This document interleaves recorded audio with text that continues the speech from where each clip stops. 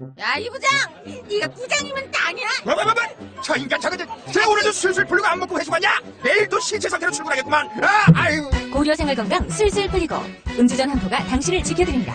특허받은 천연 유래 성분 숙취 해소제 술술 풀리고를 은하계 최저가로 딴지마켓에서 만나보세요. 고민을 넣어주는 친구 쇼한 침대 쉴 침대가 고민을 들어준다고? 편안한 저자리의 친구 쇼한 침대 그렇게 편안하니? 머리부터 발까지 너무나 포근한 느낌 오늘부터 내 친구 쇼한 침대 어디에 있다고? 딴지마켓에 있네. 영어 실력만 향상되는 게 아니라 이러다 정말로 인생이 바뀔 것 같다. 무한도전 김태호 PD 강력 추천. 통역사 출신 영어 독학의 신이 알려주는 궁극의 영어 마스터 비법. 영어책 한 권 외워봤니? 영어책 한 권이 통째로 복사됩니다. 영어책 한 권 외워봤니? 위즈덤 하우스.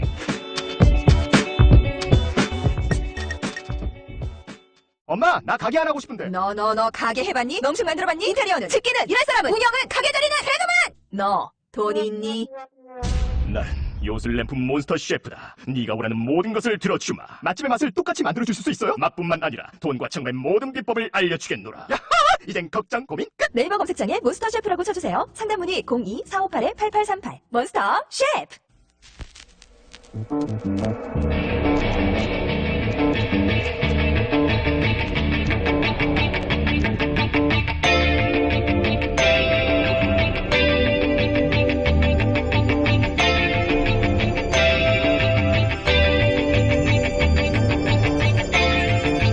안녕하세요, 김호준입니다. 지난 토요일 아사히 신문에 따르면 이준규 주일 한국대사가 차기 정권은 한일 위안부 합의를 준수해야 하고 일본 총영사관합 소녀상은 국제 예양, 그러니까 예의 측면에서 이전하는 것이 바람직하며 위안부 문제가 안보에 지장을 초래한 사태는 바람직하지 않다고 말했습니다. 우리나라 대사 맞나요? 차기 정권의 외교 정책을 왜 탄핵된 정권의 임명직이 그것도 상대 국가 언론을 통해서 주장합니까? 그리고 일본 정부가 위안부 강제성을 부인하는 공식 입장을 작년 유엔에 제출한 것은 국제예의에 맞는 겁니까? 소녀상 위치의 예절을 따지기 전에 일본 정부가 이 전쟁 범죄를 전면 부인하는 역사적 무례부터 따져야죠. 그리고 그래야 하는 이유가 안보 때문이 아니오.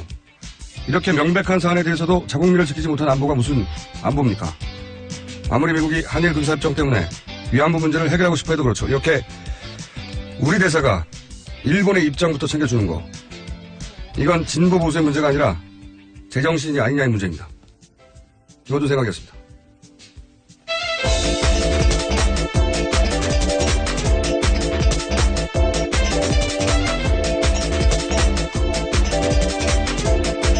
시사인의 김은지입니다. 네. 월요일 안 힘드세요? 네. 서로 힘든 목소리로 월요일 뉴스 브리핑을 진행하겠습니다. 첫 번째 뉴스는요? 네, 세월호가 바다 밖으로 완전히 나왔습니다. 바닷물을 빼내는 작업이 진행되고 있는데요. 어제 오후 3시쯤에는 우선 객실 쪽에 물은 다 빠졌다라고 합니다. 그렇군요. 이 세월호 인양이 과연 이게 문제가 없는 건지 하는 것은 저희가 3부에 다시 다룰 텐데, 올리면서 이제 이것저것 잘라내고 있죠, 지금. 네, 그래서 증거물 소홀히 다루고 있다, 이런 비판이 당장 나오고 있는데요. 인양하는 과정에서 왼쪽 램프, 그러니까 차 출입문 잘라내서요, 아직 바닷속에 있습니다. 게다가 지난해 5월에도요, 인양 과정에서 배 뒷부분 왼쪽 스테빌라이저라고 균형장치도 자른 바가 있어서요, 증거물들을 계속 훼손하고 있는 게 아니냐라는 의심을 사고 있죠. 이것뿐만이 아니에요. 앵커도 이미 절단했죠. 작년에 이미 이건 절단을 했고, 그리고 이제 배 위로 짐을 옮겨 싣는 뭐라 그러죠?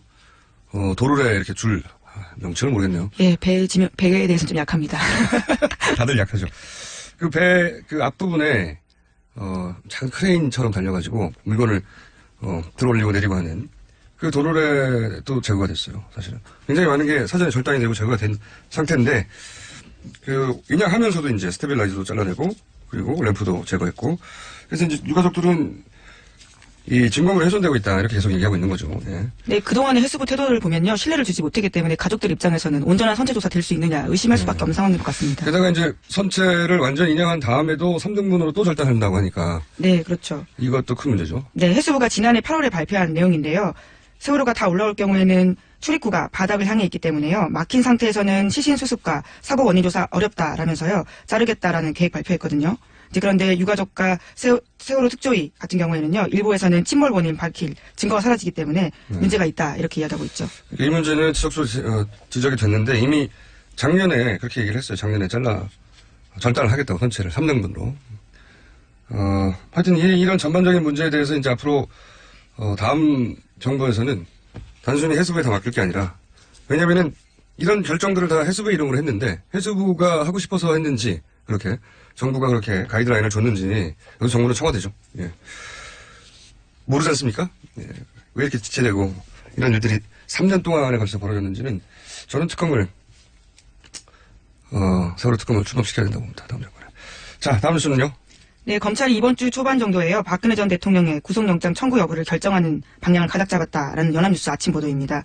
검찰 특별수사본부 같은 경우에는 박 전 대통령의 혐의를 입증할 수사 기록과 법리 검토 사실상 마무리했다고 하고요. 그래서 조만간에 김순환 검찰총장에게 수사 결과 보고하면서요, 영장 청구 여부도 결정하겠다라는 겁니다. 저는 오늘 내일 늦어도 수요일 이전에 제가 얘기했지 않습니까? 대면 조사 수사 받을 때 다음 주 초 영장 청구될 것 같다고. 이게 왜냐면 영장을 청구하지 않을 이유를 만들기 굉장히 어려워요, 이제. 원래 대통령이 파면되지 않았다면, 이 정도 중요한 사안이면 청와대 가이드라인이 있었겠죠. 지금 이제 황교안 대행이 있는데, 황교안 대행이 대선 이후 검찰의 이익을 지켜줄 수 없거든요. 네. 대선이 끝나면 사실상 정치적으로 무의미한 역할이 되기 때문에. 그리고 보수 쪽에서는, 표면적으로는 구속영장을 반대합니다. 근데 실제로 속으로는 구속돼서 역풍이 불길 바라고요. 그리고 진보 쪽에서는 표면적으로는 구속을 외치지만 불구속돼서 계속 박근혜 전 대통령에 대한 분노가 유지되길 바라고. 이게 굉장히 아이러니죠. 실제하고 속셈이 다른. 이러다 보니까 검찰이 자체 판단을 해야 되는데, 이건 아무리 계산을 해봐야 방정식이 너무 어려워요. 그럼 기댈 게 정말 법밖에 안 남는 거거든요. 네, 검찰이 정치적 고려하면 안 되죠. 안 되는데 항상 해왔어요. 항상 해왔는데 이번에는 정치적 고려를 하려고 해도 방정식이 너무 어렵고, 그때 가이드라인을 주는 것도 없고, 그리고 바로 대선이고, 너무 어려운 이 풀기가 해법을. 그래서 기댈 게 법밖에 없기 때문에, 근데 법대로 하면 구속 위에는 방법이 없거든요, 지금. 그래서 구속영장을 청구하지 않을 수 없다는 게 제가 지난주 검찰조사, 박근혜 전 대통령 검찰조사 직후부터 일관된 저희 결론인데, 다만 이제 고심의 흔적 흩뿌리고 필요하다고 그랬잖아요. 바로 다음날 영장 청구할 수도 있는데, 고심의 흔적을 쫙쫙 흩뿌리고. 하지만 이제는 그것도 더 할 수가 없어요. 왜냐면, 이제 곧 다들 정당의 경선이 끝나거든요. 대선 국면을 확 들어간단 말이죠. 예. 네. 그래서 하려면 이번 주 초, 월화수 이내에 해야 한다. 아무리 저도 수요일을 넘기지 않을 거라고 저는 예측하는 바입니다. 구속영장으로. 불구속이 아니라. 자, 다음 순요. 네, 박관천 경정이요. 어제 JTBC 이규현의 스포트라이트에 나왔습니다. 오랜만에 입을 연 건데요. 박관천 경정은 문고리 3인방 중에 구속된 정호성 말고도 이재만과 안봉근도 구속해야 한다, 이런 의견을 밝혔습니다. 그 두 사람은 검찰 특수본이 아마 하겠죠. 네. 네, 해야 할 텐데요. 뭔가 눈에 띄는 성과물을 내야 한다는 이제 중압감이 있거든요. 검찰 특수본은. 그 두 사람에 관한 수사가 있을 것이고, 구속 기소도 가능할 거라고 저는 봅니다. 네. 자, 다음 뉴스는요? 네, 관련해서 조금 더 뉴스가 있는데요. 어제 그 방송에서 장시호 씨와 관련된 인터뷰 이야기도 나왔습니다. 장시호 씨가 수사를 받던 중에요, 박근혜 전 대통령의 통일은 대박 관련된 이야기를 했다라고 하는데요. 장시호 씨는 통일은 대박은 통일을 시킨 후에 다시 한번 대통령을 하자라는 최순실 씨의 아이디어였다, 이렇게 고백했다고 합니다.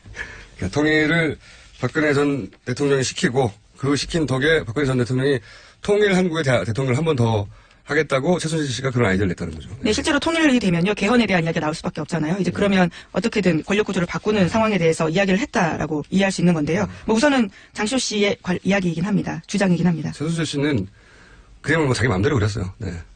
그래서 저는 개성공단 폐쇄 문제가 최순실 씨의 아이디어나 입김이나 이익번 연결해서 꼭 찾아봐야 된다고 생각을 합니다. 네. 통일은 대박이라는 구호가 최순실 씨가 통일을 시키고 박근혜 전 대통령이 한 번 더 시켜서 자기의 이권을 5만 대까지 이어갈 수 있도록 만들겠다는 구상에서 나온 거라면, 개성공단도 갑자기 통일부도 모르고 아무도 정부 내 누구도 모르는 채 결정된 거잖아요. 개성공단 폐쇄가 전격적으로. 이건 저는 최순실 씨하고 매우 깊은 관련이 있다고 추정하는 바입니다. 네, 헌법재판소에 차은택 씨도 나와가지고요, 최순실 씨가 그렇게 북한은 곧 붕괴된다는 이야기를 많이 하고 다녔다는 겁니다.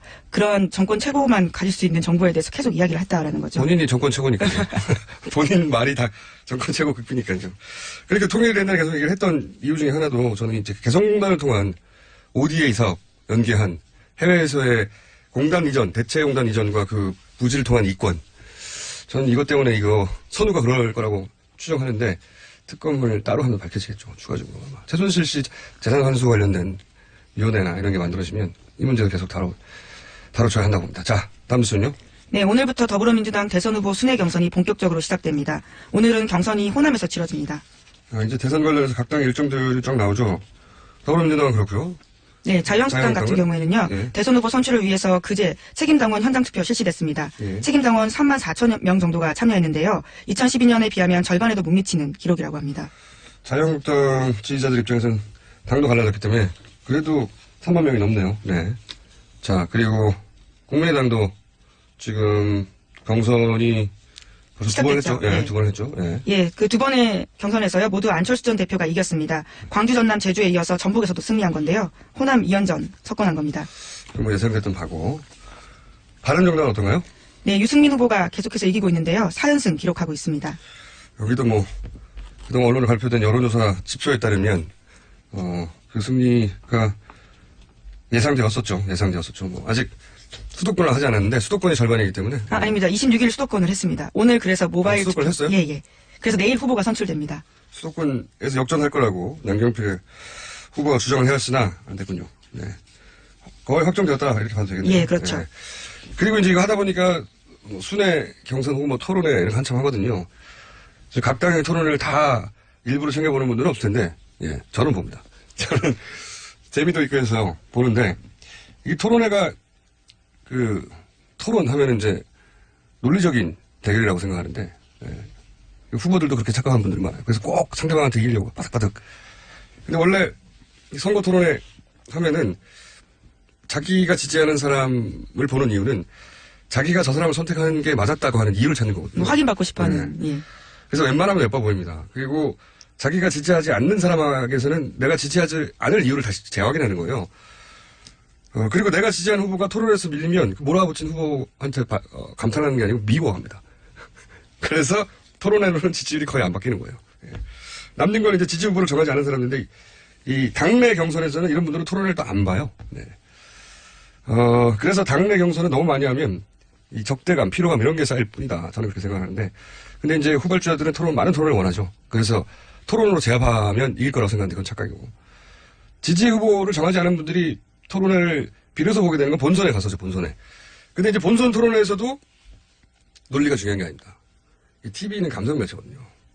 그리고 선거에서 후보를 정하는 것도 굉장히 정서적인 이유가 커요.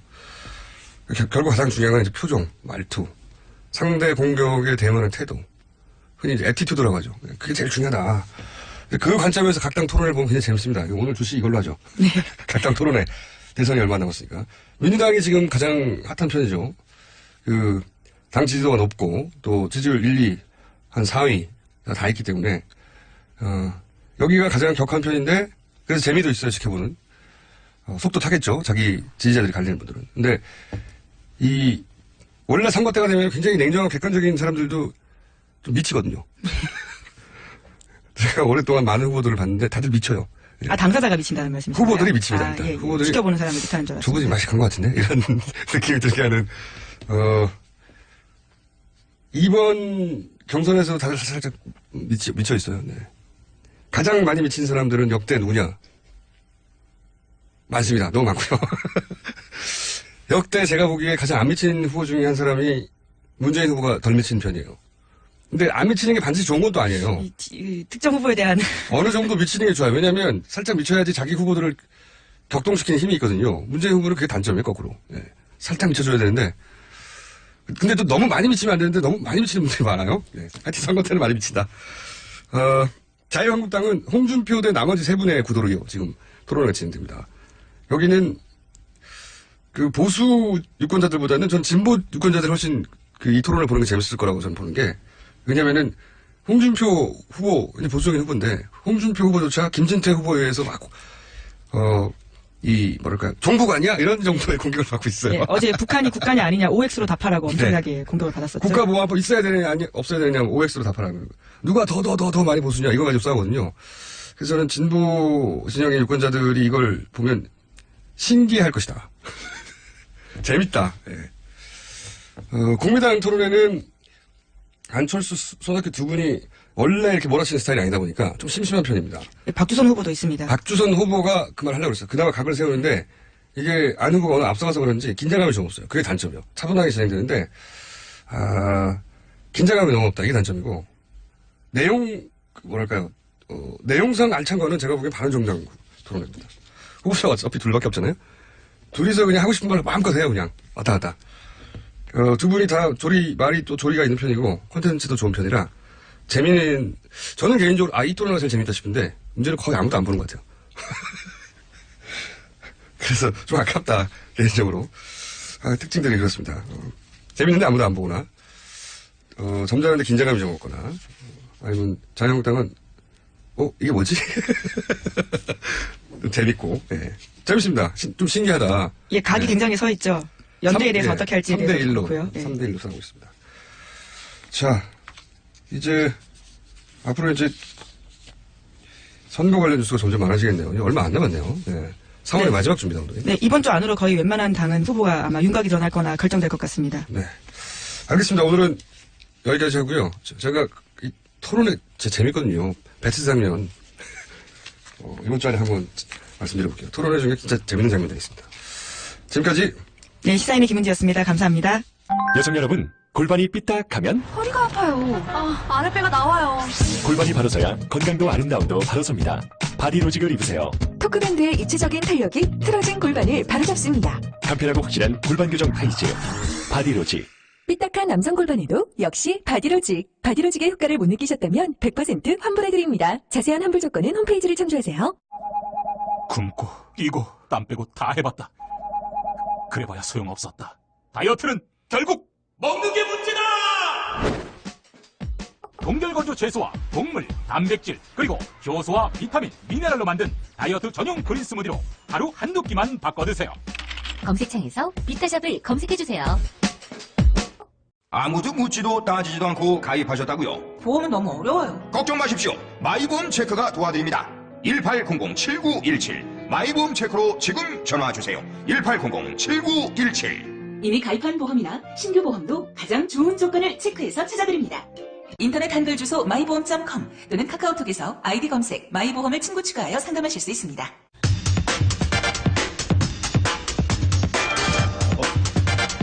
자, 방금 목소리가 튀어나온 두 분이 앉아 계시는데, 이제 대선 후보가 확정됩니다. 네.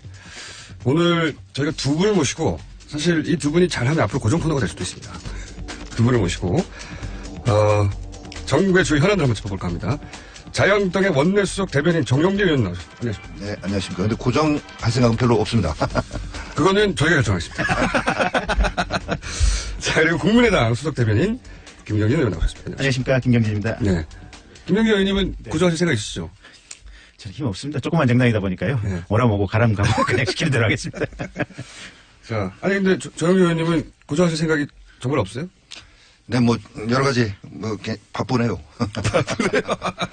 아니 지금 대선 전국이니까 이럴 때 고정으로 마이크를 하나 마련해가지고 계속 나오시는 건 좋잖아요. 뉴스 공장이라 뉴스가 어떻게 만들어지는가를 좀 봐야 될 것 같습니다. 그거는 이제 의원님 입에서 뉴스가 나올 수 있죠. 여기서는 마이크 그럴 수도 있죠. 네. 네. 그러니까 이제 나오시는 걸로 하고요. 이 문제는 의원님이 나오시고 싶은데 저희가 안 된다고 할 때입니다. 그거는 그런 일은 별로 없을 것 같고요. 자, 잠깐 소개를 드리면 대전 대덕구 재선 의원이십니다. 김영기 의원님은. 언론에서는 이게 헷갈려요. 친박이다, 아니다, 비박이다 이렇게 분류하는데 우선 본인이 어떻게 분류되십니까? 과거 새누리당 시절에 네. 새누리당 소속 의원이라면 누구나 박근혜 정부의 성공을 바랐을 겁니다. 그런데 그중에 몇몇 의원들이 네. 자기들만 새누리당 그 박근혜 정부의 성공을 바라고 다른 의원들은 좀 그렇지 않는 거 아닌가. 그래서 이 관리하고 독려하고 막 이래야 된다고 생각했던 분들이 있는 것 같아요. 그분들이 이제 소위 강성 친박인 거죠. 네. 근데 저는 본래부터 친박도 뭐 비박도 친이도 아닌 친국민계다. 이런 얘기를 해왔고 또 친박 비박 생겨나기 훨씬 전부터 제가 이 당에 몸을 담고 있었습니다. 민자당 공채 1기로 그러니까 91년 말부터 제가 이 당에 몸을 담고 있었으니까 오래 계셨네요. 예, 박근혜 대통령보다 훨씬 그럼 강했습니다. 당직자 출신이십니까? 네, 그렇습니다. 네. 아, 그렇구나. 네. 당직자, 입지전적인 당직자 하다가 국회의원 되는 케이스가 그렇게 많지 않습니다, 생각보다. 그렇죠, 뭐. 네. 네. 자, 그러면 친박도 비박도 아니다? 네. 진짜요? 그래요, 맞습니다. 자, 그리고 김영진 의원님은 청문회를 통해서 많이 알려진 검찰 출신이시고, 예. 쓸까? 예. 요정까지는 아닌데, 요정이라고 사람들이. 쓸까 요정을 부르시고, 지역구가 광주 북구 갑입니다. 네. 초선 의원인데, 이제, 청문회를 통해서 굉장히, 인지도가 높아지셨어요. 그죠? 네. 그전에도 방송 출연을 좀 해가지고요. 아시는 분들은 알아보셨는데. 모릅니다, 그때는. 총수도 알아보셨잖아요. 자, 오늘 일단 첫 번째 현안. 이 박근혜 전 대통령은 구속영장을 청구해야 되나요, 검찰이? 어떻게 보십니까? 아니면 불구속 기소해야 됩니까? 그동안 누차 말씀드렸습니다만은 이 문제는 김수남 총장 말대로 네. 법과 원칙 그리고 수사 상황에 따라서 검찰이 판단할 일이다. 네. 너무나 당연한 어떻게 모범 답안인 것 같습니다만은 이 말의 의미는 정치권은 거기에 대해서 구속하라 마라 이렇게 언급하는 것이 전혀 도움이 되지 않는다. 이런 의미. 근데 자유한국당 입장에서는 구속되는 게 그냥 구속하라고는 절대 말 못하죠. 근데 구속되는 게 이 역풍도 불 기회가 좀 있을 수 있고 그런 거 아닙니까? 네, 내심 구속하지 말라고 하지만 구속되길 원하시는 거 아닐까요? 내심 다들? 인생이나 정치나 말이죠. 네. 살아보면 그렇지 않습니까? 이게 생진 줄 알고 갔는데 가보니까 사지예요. 사진 줄 알고 갔는데 보니까 의외로 기회가 있는 생지더라 하는 경우가 많이 있듯이 이걸 유불리를 절대 다 따질 수가 없습니다. 이게 세월호 인양도 그렇잖아요. 그렇게 오랜 기간 준비해서 그렇게 꼼꼼하게 여러 가지를 챙겼지만 인양에서 들어올리는 과정에서 예상치 못했던 도크의 뒤에 배 후미에 그런 문제도 있었듯이 이거는 그렇게 유불리로 따져질 수가 없는 문제다. 굳이 따져보면 어떻습니까? 아니 그래서 따지지 말자. 네. 원칙대로 가자. 근데 이게 저희 당의 입장입니다. 이렇게 당의 입장이 그런데 네.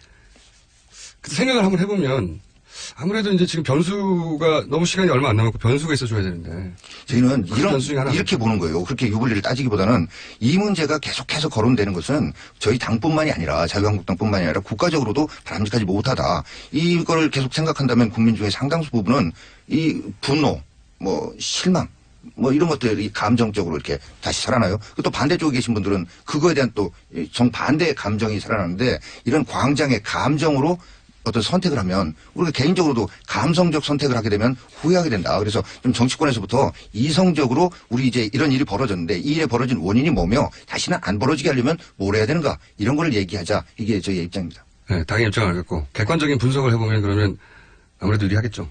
구속되면. 저희 거듭 말씀드리지만 제가 저 경찰대학교 일기 출신입니다만은 네. 유도신문으로 제가 하지 마시고요. 자, 김병진 의원님 보시기에 어떻습니까? 구속되면 아무래도 보수 진영이 좀 유리하지 않습니까? 그러니까 그걸 따져서 정당 입장을 정하면 안 된다는 충분히 이해했고요. 네. 제 말은 이제 그 이후 벌어질 상황을 예측해 보자면.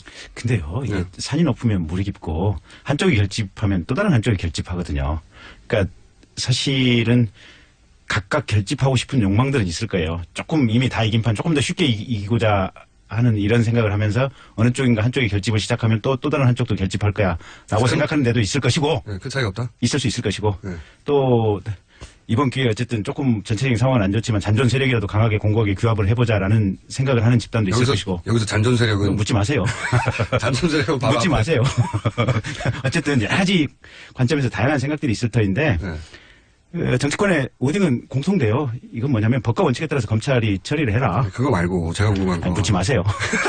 물어도 대답 안 해요. 국민의당 입장에서는 어떻습니까? 국민의당 입장에서는 국민의당 입장에서는 계산기를 좀 두드려보면 계산기 안 두드린다니까요. 거짓말들. 법과 원칙에 따라서 사법 처리하라라는 것이 국민의당 입장이에요. 이렇게 하면 안 됩니다. 이렇게 하면은 다 속내가 조금씩 드러나줘야 되는데. 우리 드러낼 속내 없어요. 정치인 내지는 정치 집단을 그렇게 끊임없이 정치적 유불리만 따지는 그런 집단으로 자꾸 매도하는 것도 국가적으로 안 좋은 겁니다. 우리 언론이 국회의원 국민의 대표 300명을 항상 쓰레기 치고 그래요. 근데 국민의 대표 300명이 쓰레기면 국민은 뭐가 됩니까? 근데 그래서 정치 집단 정당이 그런 어떤 유불리를 사람이니까 생각되는 측면이 있을 거예요. 그러나 이거 생각하지 말고 이런 당위의 길로 가야 된다라는 이런 생각도 하는 것이 정당이고 정치인이다. 그리고 또 한 가지가 항상 우리가 일을 해보면 느끼는 바지만 좋은 게 아니고 나쁜 게 나쁜 게 아니에요. 좋아봐야 미세하게 좋고 나빠봐야 미세하게 나쁘기 때문에 특별하게 어떤 현상에 대해서 의미를 둘 필요가 없습니다. 그냥 앞만 보고 뚜벅뚜벅 가는 것이 우리가 항상 겪는 최선의 선택입니다. 네, 이렇게 재미없는 정답들만을 말씀하시고. 고정은 안 될 거예요. 아이고, 말씀 곤란하시겠죠, 네. 근데 이제, 논평을 할 수는 있지 않습니까? 일반적으로 봐서는 그렇게 생각할 수 있다. 아니면 그런 논평이라도 듣고 싶은데, 대변인이시니까 조심스러운 거 제가 이해하고요. 네.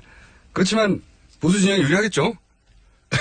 그건 모른다니까요. 아니, 저도 그게 꼭 그렇지만 않다고는 생각합니다. 네. 당연히. 사실 이럴 거라고 결정해서 했는데 정반대 결과가 나긴 하잖아요, 정치에서. 네. 일반적인 계산은 어떤가 한번 궁금했는데 말씀 안 하시면 방송 끝나면 말씀하시겠죠.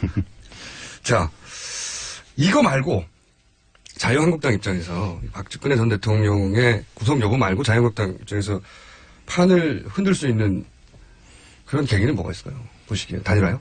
글쎄요, 판을 흔든다기보다도 저희는 이런 사태를 초래한 데 대해서 책임을 통감합니다. 네. 그래서 그렇다면 정말 책임지는 자세는 무엇인가? 이런 일이 다시 벌어지지 않도록 하는 거다. 그렇다면 이런 일의 원인이 뭔가를 찾아내야 된다. 원인은 제왕적 대통령제라고 하는 이 시스템의 문제가 훨씬 더 크다. 물론 사람의 영향도 조금은 있겠으나 역대 대통령들 모두가 불행한 결과로 끝난 이 일을 여기서 끝내자라고 하는 건데 여러 가지 이유로 대선 전 개헌은 사실상 어려워졌습니다. 그러나 이런 일 다시 되풀이되지 않게 하기 위한 노력을 안 한다면 이건 이 시대 정치인으로서 책임을 다하지 않는 것이다. 그래서 개헌을 확실하게 담보할 수 있는 방안이 뭔가 이거를 이번 대선과 연계해서 어떻게든 개헌을 확실하게 담보해낼 수 있는 이런 길을 찾아내서 국민들께 제시해 드려야 된다라는 게 이게 판을 흔들고의 문제가 아니라 그런 차원에서 생각을 합니다. 무슨 특정인에 대한 반대를 위한 무슨 이런 저기가 아니라 구체적으로 그러면 예를 들어서 구체적으로 해볼게요.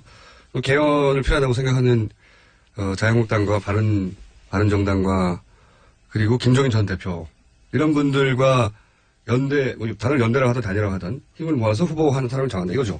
뭐 거기에는 국민의당까지도 넓게는 다 국민의당 생각이 좀 다른 거 같아요. 아니 그러니까 그거는 이런 거죠. 후보 단일화나 이 부분에 대해서는 생각이 다를 수 있어요. 그러나 개헌을 해야 된다. 이 부분에서는 국민의당의 의원님들 거의 뭐 90% 이상 다 적극 동의하시는 걸로 그렇게 알고 있습니다. 이번에 언론에서 착각하는 것들 중에 하나가 개헌을 매개로 후보 단일화를 얘기를 하는데 개헌 자체의 연대는 수없이 얘기가 됐고 거의 내부에서 이심전심이에요. 심지어는 민주당의 지금 친문의 핵심들 제외하고는 민주당 내부에서도 비문계도 개헌 이번에 서둘러서 해야 된다. 그게 한 30-40명 돼요. 근데 그분들은 이번 잠깐만요. 총수 얘기 좀 들어보세요. 어쨌든 그 개헌을 이 시점에 최대한 신속하게 해야 된다는 국회 내에서 관통하고 있는 의원들의 생각이고 그 개헌을 매개로 해서 후보 단일화를 한다. 그건 본시 얘기된 적이 없어요. 근데 당연히 개헌을 매개로 뭘 하는 것처럼 후보 단일화를 하는 것처럼 얘기가 자꾸 만들어지고 있어서. 왜냐하면 예전에는 개헌을 고리로 한 제3지대 후보 단일화 이런 얘기가 나왔으니까. 그거가 언론에서 만들어낸 상상 속의 소설 중에 하나예요. 그렇게 알겠고요. 그러면 어쨌든 국민의당은 후보를 단일화하는 건 없다는 거죠. 그렇습니다. 아 근데 그것도 몰라요. 아니 그게 좀 들어보세요. 저희 당에 지금 경선 중인데 3명이잖아요. 손학규, 박주선 두 분은 후보 단일화에 되게 적극적이세요. 아, 그렇긴 하죠. 네. 그래서 지금 공평하시느라고 나머지 두 분이 후보가 될 수도 있으니까 모른다고 이제 말씀하신 그렇죠. 거죠. 네. 현실적으로 안철수 후보가 거의 압승하고 있잖아요. 네. 그리고 그래도 경선 끝까지 가봐야죠. 네. 아니 그리고 이런 안철수 후보의 경우는 단일화는 없다. 그렇습니다. 이런 거짓말, 적극적 의지를 가지고 하는 거짓말과 정치가 생물이라고 하는 차원에서 상황에 따라서 정치인이 표현을 달리하고 이런 것들은 얼마든지 있을 수가 있는 겁니다. 그래서 각 당의 후보 단일화 문제는 김종인 전 대표가 얘기했듯이 각 당의 후보가 정해진 다음부터 4월 15일 후보 등록 전까지 기간 동안에 정치인이라고 하면 이 정치적인 어떤 상황을 읽고 이 상황을 변화시켜 보기 위한 노력을 다양하게 또 할 수 있는 거 아니겠어요? 안철수 대표조차도 출마하는 것 자체에만 의미를 둔다면 모르지만 나가서 떨어지기 위해서 나가는 게 아니라고 한다면 물론 독자적으로 나가서도 당선이 되겠다 그러면 단일화 없다고 하겠죠. 근데 그게 아닌 상황이라면 얼마든지 가능성, 정치는 그래서 가능성의 예술이고 생물이라고 하는 거 아니겠습니까? 자유한국당에서는 안철수 예비 후보도 단일화 그런 의미가 아니라 그런 들어올 수도 있다. 그런 의미가 아니라 그러니까 들어올 수도 있다. 모든 가능성은 열려 있다. 그러니까 이 헌법이라고 하는 틀을 바꿔서 다시 이런 불행한 사태가 일어나지 않도록 해야 하는 것이 제일 첫 번째 과제다라고 인식하는 분들끼리는 그 과제를 풀어내기 위한 행동에 참여하느냐 안 하느냐 이건 남아있겠죠. 근데 헌법이 이번에 잘못했다기보다는 헌법을 대통령이 안 지킨 게 잘못 아닌가요? 아, 당연하죠. 그러나 과거 대통령들과 그 과거 대통령의 가족들도 안 지켰다. 왜 그렇게 되는가? 절대 권력은 절대 부패하게 돼 있고 한쪽의 권력이 비정상적으로 몰려 있는 상황 속에서 벌어지는 반복되는. 근데 예를 들어서 이렇게 바꾸면 일본하고 좀 비슷하고 뭐 유럽하고도 비슷해지는데 내각제에서도 비리는 많습니다. 아니 물론 내각제로 하자는 거가 아니잖아요. 지금 국회에서 얘기하는 거는 분권형 대통령 직선제. 이거를 지금 가자는 거니까 내각제하고는 좀 다르고요. 그다음에 내각제 하에서도 물론 부패 비리인데 그래서 정치 권력과 관련해서만큼은 사람을 믿으면 안 된다. 이게 민주주의의 대철칙입니다. 그래서 서로 권력을 최대한 좀 나눠서 견제하고 감시하고 균형을 이루게 하자. 이런 거죠. 그러니까 이게 김원중 진행자께서 말씀하신 대로 내각제 하에서도 분명히 비리가 있고요. 또 일본 같은 내각제는 내각제임에도 불구하고 거의 독재 권력처럼 심지어 국회 의결로 헌법까지 개정해버리는 뭐 이런 상황이니까. 정권 바뀌기 좀 어렵죠. 네, 뭐 그런 상황이니까 내각제라 그래서 문제가 없는 것은 아닌데 어쨌든 이 범죄나 문제의 관점에서 보면 내각제나 대통령제나 비슷할 수도 있어요. 근데 최소한 이 얘기는 드리고 싶어요. 우리가 가장 이상적인 모델로 생각하는 북유럽 국가들 있잖아요. 예. 대체로 이 북유럽 국가들이 정치 체제는 내각제, 정당은 다당제 시스템 예. 이런 국가들을 대부분 채택하고 있어요. 근데 그 나라들이 우리가 가장 최고 이상적인 복지국가 체제가 완비되어 있고 1인당 GDP는 적게는 4만 달러에서 많게는 8만 달러까지 가고 있거든요. 네. 그래서 여러 가지 문제점의 관점에서 보면 내각제나 대통령제나 뭐 동일하게 문제가 있을 가능성이 있는데 평균적인 확률과 과거에 걸어왔던 경험치로 보면 우리나라 대통령제 치고 온전하게 이렇게 스텝다운 걸어 내려온 대통령들이 없고 그런 것과 더불어 북유럽 국가들의 어떤 번성하는 저런 모습들을 보면 지금 헌법상의 정치 체제를 바꿔야 된다는 데는 모든 정파가 동의를 하고 있는 것 같아요. 심지어는 당선이 유력시 된다고 하는 문재인 후보 측도 최소한 내년 지방자치 때까지는 개헌안 통과시키겠다라고 얘기를 하는 걸 보면 개헌을 하지 말자는 얘기는 없어요. 그러니까 사실. 공적인 언동으로 내년 지방자치 때라고 얘기를 하고 있어요. 그러니까 뭐 지킬지 안 지킬지는 두고 봐야겠지만 그것도 그렇긴 하지만 예, 맞습니다. 그 지키자. 왜냐하면 개헌을 하겠다고 약속했던 후보들 꽤 있었거든요. 대부분 안 했죠. 대통령 되고 난 다음에는. 그래서 그런 걱정도 근거가 없는 건 아니고. 근데 개헌을 안 하겠다는 사람은 없고 이제 언제 하느냐 가지고 따지는데 대선 전에 하자는 거 가지고 이제 이거는 정략적인 게 아니냐 이렇게 비판을 하는 거죠. 굳이 대선 전에 하자는 거는 대선 전에 그러니까 우리는 세를 만들어서 이제 전선을 만들려고 하는 거 아니냐. 전선을 만들려고 할 의도가 분명히 있을 수는 있는데 있죠. 더 중요한 것은 네. 대선 끝나고 나면 대부분 여태까지 우리가 거짓말쟁이 대통령들을 봤기 때문에 최소한 개헌에 대해서는 가장 유력시 된다고 하는 문재인 후보도 거짓말쟁이 안 될 것인지 믿을 수 없다. 그래서 가급적이면 대선을 끼고 하는 것이 가장 안정적으로 할 수 있는 길이다라고 국회 내에서는 대부분 보는 거예요. 대통령이 있는 상태에서는 개헌이 안 되더라. 그래서 지금 이렇게 불행한 일이지만 대통령이 고리된 상태, 이때를 최대한 이용하지 않으면 안 되겠다라는 이런 거고요. 그리고 정략적 말씀하셨는데 저희 자유한국당 아까도 말씀드렸듯이 정말 책임지는 자세가 바로 이거다라고 해서 하는 건데 저희가 나서면 그런 오해가 있어요. 그래서도 저희는 사실은 좀 적극적으로 나서지 못하는 측면이 있는 겁니다. 그래서 우리 국민의당 의원님들이나 또 더불어민주당 내 개헌파 의원님들이 좀 나서주시기를 바라고 있는 이런 측면도 있습니다. 저희가 이 두 분이 너무 뜻이 같아가지고 큰일 난다, 이거. 서로 다른 당을 불러서 서로 다른 입장이 나와야 이게 뭘로 할까요? 구속돼야 합니까? 안 돼야 합니까? 자, 세월호 문제에 대해서 입장이 크게 다를 게 없지 않습니까? 그죠? 최근에 현안이긴 한데. 선체조사위원회도 통과가 됐고요. 각 당에서 지금 자유한국당도 두 분 추천하셨죠? 네. 저희도 한 분 추천했고. 두 분 이렇게 친하시면 안 됩니다, 이러면. 항상 저희 손님 다 떨어져요. 문 닫아요. 아니 안 그러면 이제 매일 싸운다. 네. 방송 나와서까지 싸우냐? 국회에서 싸우다. 아니에요. 저희 내부자들이라고. 네. 저기 안민석 의원과 김성태 의원 두 분이 하는 프로가 있는데 네. 톰앤제리거든요. 네. 두 분은 엘리베이터 타고 올라올 때 싸우기 시작해가지고 방송에 들어와서 그대로 싸우고 그다음에 끝나고 나서 엘리베이터 타고 내려가면서 계속 싸워요. 네. 두 분이 친한데 네. 두 분이 안 친해서 그런가요? 서로? 아니 주제에 따라서는 분명히 견해가 다른 게 있을 그 주제가 뭡니까 지금? 둘이 싸울 수 있는 주제가. 이제 구속해야 된다고 제가 큰 목소리로 얘기를 할까요? 그렇게 말씀하셨어야지 이게 큰일 났네. 시간이 10분이 남았는데 할 얘기 없어 싸우질 않으니까. 개헌 내에서도 입장은 비슷하고 박근혜 전 대통령 구속에 대해서 입장 비슷한 것인 근데 거죠. 어쨌든 이제 정당의 입장이 아니고 네. 이제 법을 과거에 집행했던 전직 검사 출신의 관점에서 그냥 논평을 드리면 네, 그 논평이라죠. 제 개인적에서는 이게 검찰을 왜 이렇게 민기적거리는지 모르겠어요. 그러니까 구속 안 할 사유가 하나도 없는 구속 거예요. 안 할 사유가 하나도 없죠. 그리고 이게 지금 박근혜 전 대통령을 구속을 안 한다면 지금부터는 모든 사건을 다 불구속 처리해야 돼요, 검찰은. 그렇죠. 그렇잖아요. 그게 요 입장에 대해서 어떻게 생각하십니까? 아니, 이게 법과 원칙이 되는데. 검사 출신이시라 아직도 애정이 있으실 텐데 저는 아까도 말씀드렸지만 제가 경찰 생활을 하지는 않았습니다. 경찰대 1기로 들어갔다 4학년 되는 해 학생회장을 하다가 퇴학을 당했는데 경찰대 1기 학생회장 출신이십니까? 네, 퇴학당한 지 24년 만에 왜 퇴학당하셨어요 그때? 방송에서 너무 길어서 그런데 24년 만에 퇴학당한 지 24년 만에 명예 회복하고 명예 졸업장을 받았습니다. 그러니까 부끄러운 일로 그런 건 아니고 당시가 전두환 대통령 시절이었으니까 그런 이유로 이제 퇴학을 전두환 당했습니다. 대통령 시절에 무슨 데모를 하셨나요?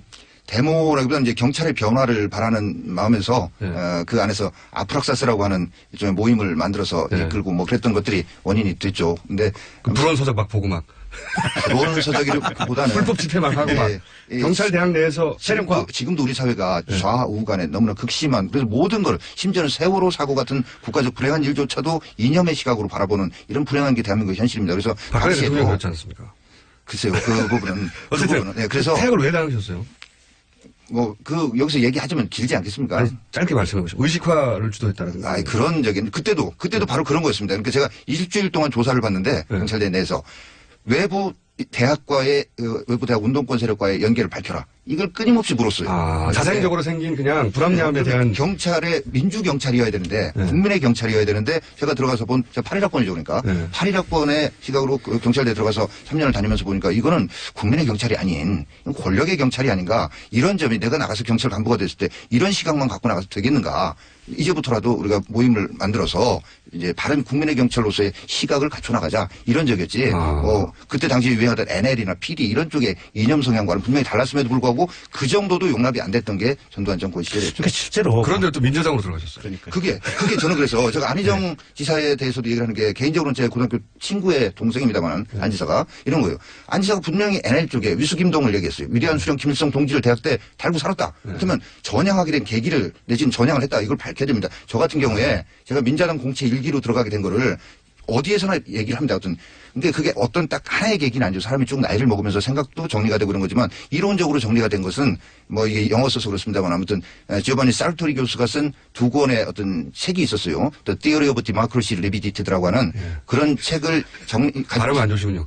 네, 콩글리시 수준이죠. 근데 아무튼 그러면서 생각이 분명히 정리돼서 경험주의적 현실론적으로 이 사회를 변화시켜야지 이상적 관념론을 가지고 청사진을 딱 만들어 놓고 이 청사진대로만 되면 이 사회가 바로 여기에 지상에 천국이 펼쳐지고 이상사회가 만들어진다. 이런 거 안 통한다라는 거를 정리가 돼서 이제 제가 들어갔거든요. 의원님, 자, 알겠고요.